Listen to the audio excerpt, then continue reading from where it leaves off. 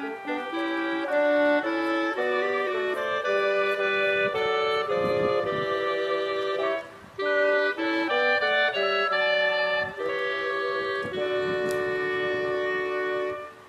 za častnike je pomembna vojaška inštitucija. Njeno jedro je kolektiv 9 predanih profesionalcev, katerim se od danes z zadovoljstvom prištevam tudi sama. Polkovnik Murko mi zapušča dober kolektiv. Prihaja nova generacija v mesecu januarju. Seveda moramo zaključiti še 22. generacijo, ki zdaj odhaja na specializacijo. In v tem času od specializacije do prihoda nove generacije se bomo lotili prenove programov izobraževanja in usposabljanja. Poskušali bomo torej delati tudi z novimi izvajalci, z učitelji.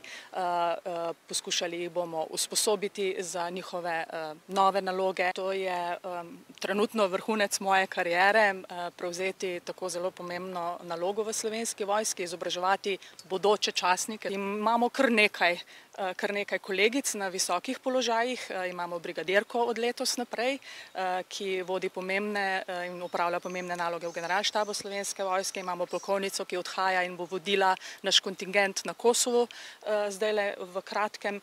Imamo tudi načelnico štaba v 72. brigadi. Seveda nas pa ni toliko, kot je fantov, tudi sicer nas je samo 15%. Šolali ste 9 generacij častnikov. Kakšen je po vašem mnenju dober častnik?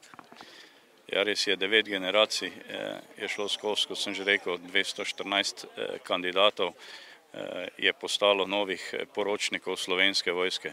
Dober častnik je za mene seveda, da v glavi razčisti, kaj je častniški poklic. To pomeni strokovnost, predanost kolektivu, nalogi in domovini in seveda, da prevzame stil življenja, ki ga seveda mora imeti častnik, to je biti pripravljen doma in za misije v tujini. Kam vas bo nova pot vodila? Ja, začasno me nova pot vodi na poveljniško dolžnost v Center za usposabljanje Vipava. To je začasna dolžnost, tako so rekli, vsaj 3 mesece, potem pa za priprave na delo v tujini.